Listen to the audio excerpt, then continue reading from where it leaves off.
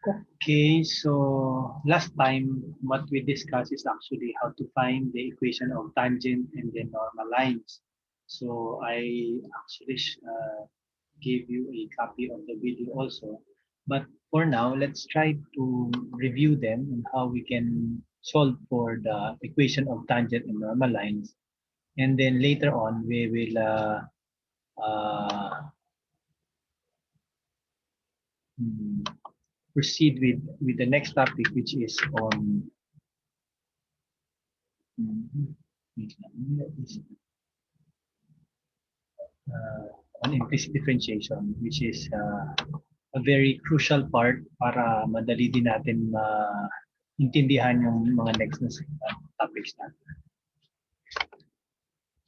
Okay, so let's have a an example again to review us how we find for the equation of tangent and normal lines of a certain function. So given this example, for example, we are to find the equation of the line and then we write them into its standard form. Okay, so given the function y equals x squared plus 3x minus 5, we are to find the equation of the normal line and the tangent line passing through the point 1, negative 1. Okay, so how are we going to solve for the equation of the set lines? Okay, again, first is uh, what we are to do is to find the derivative of the function. So in this case, we have y equals x squared plus 3x minus 5. So getting the derivative, we have y prime, which is 2x plus 3. Okay, so again, let's recall that the derivative of any function is actually just the slope of the tangent line, or rather the slope of any tangent line of the slope of any tangent line. So to find for the slope of the tangent line, specifically passing through the point negative I1, negative 1, we just substitute your point to the derivative. And then we have here 5. So it means that the slope of the line, slope of the tangent line passing through the point 1, negative 1 is 5. Okay? Malinaw po ba? So ito pa lang yung slope ng tangent line. To find for the equation of the tangent line, we just have to use the point slope form. Because in this case, we have a point, 1, negative 1, and the slope of the line, so we can easily identify the equation of the line. Just using the point slope form, so we just we have to use y minus y sub 1. Y sub 1 here is negative 1, and then equal to m, which is 5, multiplied to the quantity x minus x sub 1. In this case, x sub 1 here is 1. That's why we have it. So writing this into standard form or into its, sometimes they call it standard form, wherein everything will just place everything on the right side or left side of the equation. Or we just equate our equation into 0. So ito na yung standard form. Or sometimes they ask you to write it into its slope intercept form naman. Yung slope intercept form, it's of the form y equals mx plus b. So parang you just have to solve for y lang naman and then put the rest on the other side of the equation. So in this case, you can just write it as y equals 5x plus 6. Sorry, 5x minus 6. How about the equation of the normal line? So we recall that the equation, or rather the normal line, is actually perpendicular at the point of tangency to the tangent line. So ibig sabihin, yung normal line natin, dadaan din siya sa point 1, negative 1, but in this case, perpendicular siya dun sa equation and dun sa tangent line na meron tayo. So since perpendicular line sila, ang makukuha natin dito is that the slope of the tangent line is just actually the negative reciprocal of the slope of the normal line, or vice versa.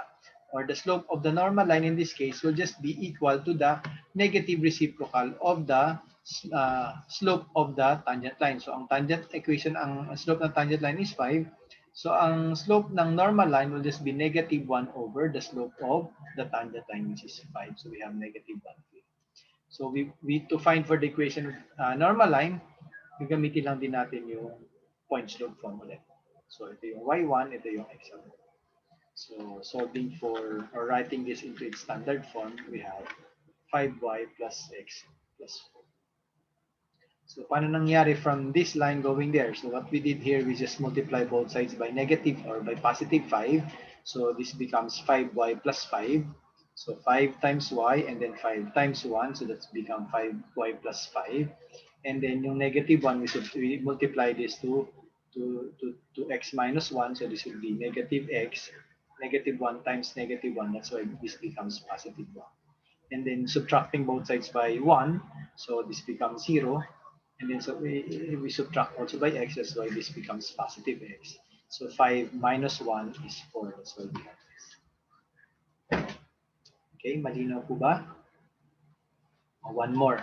So let's make it very similar. So how do we find the equation of the tangent and normal line to this? It's supposed to be a quiz, but let's just solve this. So to find for the equation of the tangent line, again, we first get the derivative. So we just get the derivative of x cubed minus 5x minus 1. So the derivative of x squared, x cubed is what? Pasqua. What's the derivative of x cubed again? Sir, 3x squared po. Okay, very good. 3x squared. And then the derivative of negative 5x, which is?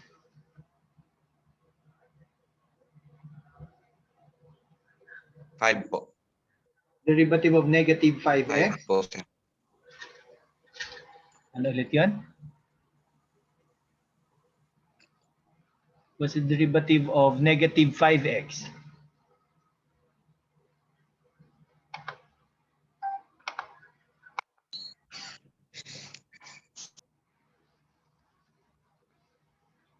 Pasqua? Sir, negative 6 po. Ay, negative. Negative 5. Okay, so 4 po. negative 5 na nga. So the derivative of x cubed, 3x squared, and then the derivative of negative 5x is negative 5. And the derivative of negative 1 is 0, kaya wala na dito. Okay? Now, how are we going to get the slope of the tangent line at that specific point, negative 1, 3? So ganun din, isa-substitute ulit natin yung point na to dito sa derivative. So in this case, wala namang y dito, so yung x lang ang isa-substitute natin dito. So yung slope ng tangent line at the point negative 1, 3 will be 3 times x, which is in this case negative 1 squared minus 5. So this becomes positive. So 3 times 1 is 3 minus 5. So the slope will be negative 5. Sorry, negative 2 pala. Okay. So that's the slope of the tangent line at that point. So the same thing. So point slope form ulit tayo.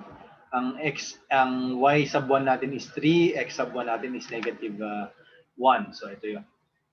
Okay, so y minus y sub 1 equals m, which is in this case negative 2, x minus x sub 1 is negative 1. Okay. And then writing it in the standard form. So I just this becomes positive. And then I just distributed this. So this becomes negative 2x minus 2. And then I place the rest on the other side. So this becomes y plus 2x minus 1 equals 0. Okay? And the equation of the normal line, ang mapapalitan lang dito, instead of negative 2, kukunin na natin yung negative reciprocal ng negative 2. Dahil negative 2 to, so ang negative reciprocal, negative 1 over negative 2, kaya magiging negative 1 half or positive 1 half lang yung ating slope. Okay? So 1 half, itong 2, dahil positive na to, so multiply na lang natin doon. So, kaya naging 2y minus 6. Okay? And then placing the rest on the other side, so we have 2y minus x minus 7 equals 0. Okay? Got it?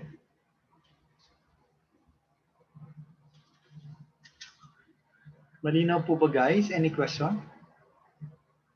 So let us now proceed with the next topic, which is, okay, we call it implicit differentiation. Okay, so I wanted to discuss this first before we proceed with the next topic. Actually, para mas mapadali yung discussion natin dun sa susunod na topic. Implicit differentiation is just the usual finding derivatives. Okay? Ang pagkakaiba lang nito from the name itself, we will, di ba ang ginagawa kasi natin previously when we take on the derivative, yung yung formula natin is kunwari, for example, yung y is already solved in terms of x. So, kung titingnan natin, for example here, yung y natin dito, y lang siya, dito sa kanan, walang y. Okay? E paano kung magkakahalo yung y at saka x or yung mga magkakaibang variable sa isang side ng equation? How are you going to get the derivative? Okay? E paano kung medyo mahirap i-solve yung y in terms of x or we solve y explicitly na tinatawag. So, kung hindi, hindi natin o kaya medyo mahirap gawin, we can actually do implicit differentiation. In other words, kahit hindi natin na-solve yung y in terms of x, kahit magkakasama sila, we can still do derivative. Okay, kaya siya tinawag na implicit kasi we will indirectly get the derivative of a certain variable in terms of another without solving that variable in terms of those variables. Okay, for example, let me give you this type of equation. Let's first have number one. Okay, yung number one, notice we have y plus y cubed equals 5x squared. Notice, parang hindi siya very convention tulad nung previous example natin na y equals lahat ng nasa kaliwa natin ay lahat ng nasa kanan ay puro x lang. Ito, paano kung may dalawang y o paano tulad look at number 2, magkasama pa yung x and y in one side of the equation. How are you going to get the derivative or get the derivative of y with respect to x? So let's first have this. So, always remember guys, when dealing with the derivative, kaya mapapansin niyo, merong pag implicit differentiation, notice merong nasa denominator, okay, yung dx. So, ito yung pagbabasehan natin kung ano yung independent variable na kailangan natin i-consider. So, how are you going to get the derivative? For example, yung y. So, if I get the derivative of y, all you have to do is to get the derivative of y with respect to x. That's why we have dy over dx. Kung itong y cube, parang imagine niyo you have your power formula. This will just be y cube. So, when you get the derivative of this, it will be 3y squared, right? Pero, dun sa ating power formula, meron pa tayong derivative of the base. So that's why, after getting 3y squared, magkakaroon tayo ng dy over dx na kasunod. How about 5x squared? 5x squared, the derivative of that will be 10x. And then the base is x, so we are actually getting dx over dx. That's why, notice, wala nang dx over dx dito sa after nung 10x. But notice dito, meron pa rin kasi dy over dx, parang hindi mo siya na-cancel. Unlike yung dx over dx, parang dx over dx dito, kaya nawala yung dx over dx dito. Malinaw ba yan, guys? So, solving for dy over dx, kailangan na nating i-factor si dy over dx dito. Diba kailangan natin itong hanapin. So, isosolve natin si dy over dx. So, factoring dy over dx, we have this. Right? And finally, ang kailangan natin si dy over dx, so that's why we just divide both sides by this factor here on the left side of the equation. So, we have this. So, we were able to solve for dy over dx even if we weren't able to write yung ating equation in terms of y alone and then the rest on the other side to be x. Okay? Any question? Any clarification before we proceed with the next example?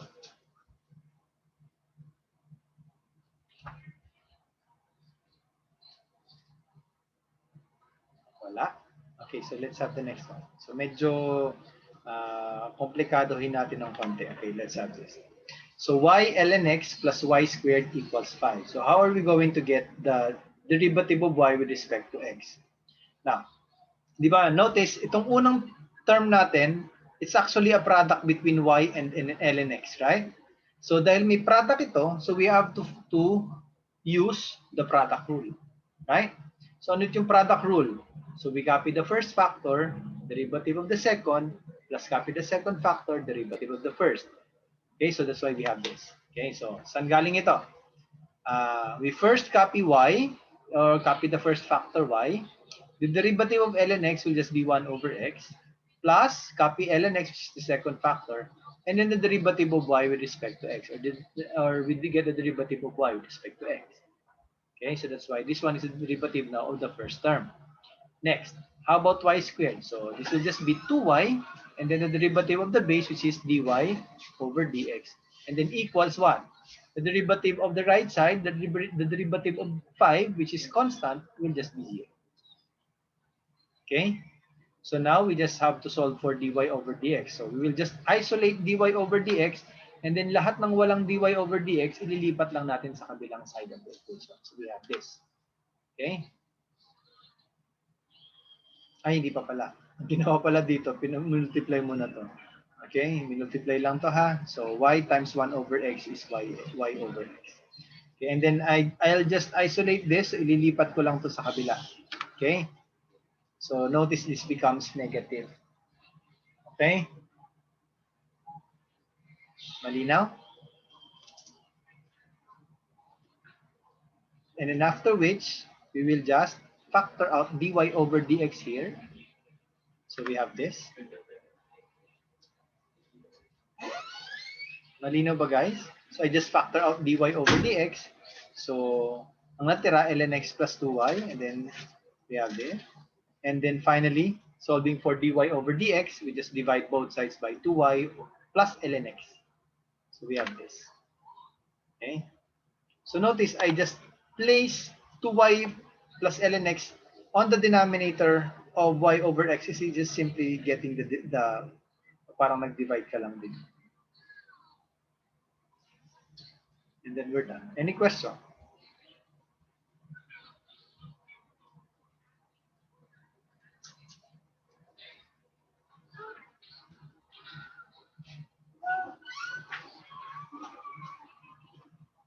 Okay, no more question? Malinaw ba? Malinaw po ba guys? Bilis naman ang lesson natin. Tapos na agad. Naintindihan niyo agad lahat yon?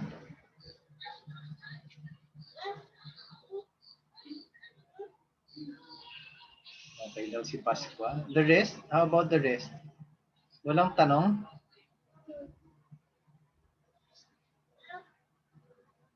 O kung walang tanong, pwede ba tayong mag-quiz ngayon kung walang tanong? Guys? Pag walang nagtanong, magpapa-quiz talaga ako.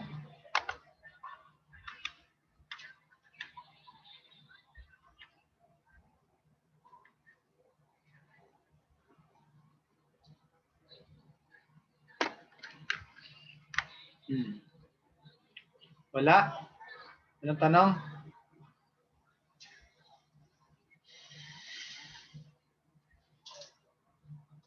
O dahil walang tanong, so I'll before we end, I think I have to end the recording first. Okay.